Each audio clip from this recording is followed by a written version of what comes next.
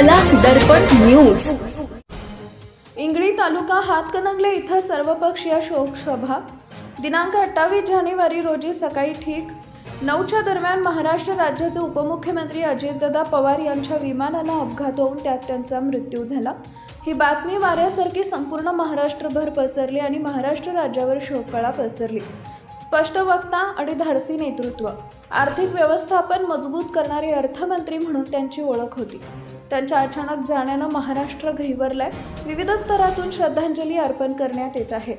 इंगळी तालुका हातकणंगले इथं छत्रपती शिवाजी महाराज चौकात सायंकाळी ठीक 7 वाजता सर्वपक्षीय शोकसभा घेण्यात आली होती।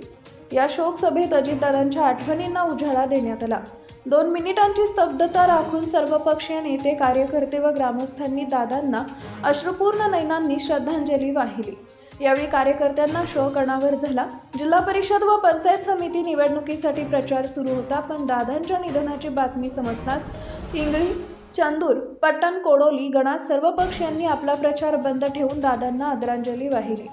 यावेळी इंगळी, चंदूर पंचायत समिती, राष्ट्रवादी काँग्रेस, अजित पवार गटाचे उमेदवार केशव पाटील, रावसाहेब पाटील, जंबुकुमार देसाई, शांतीनाथ चौगुले, प्रकाश खुडे, मुलुखी पोलीस पाटील, पोपट पाटील, शिवसेना उभाटा जिल्हाप्रमुख संजय चौगुले, उमेश शिंदे, सुनील भातमारे, प्रवीण चव्हाण, अभिजित पाटील, गोपाळ पाटील आदी सर्वपक्षीय नेते, कार्यकर्ते व इंगळी ग्रामस्थ उपस्थित होते।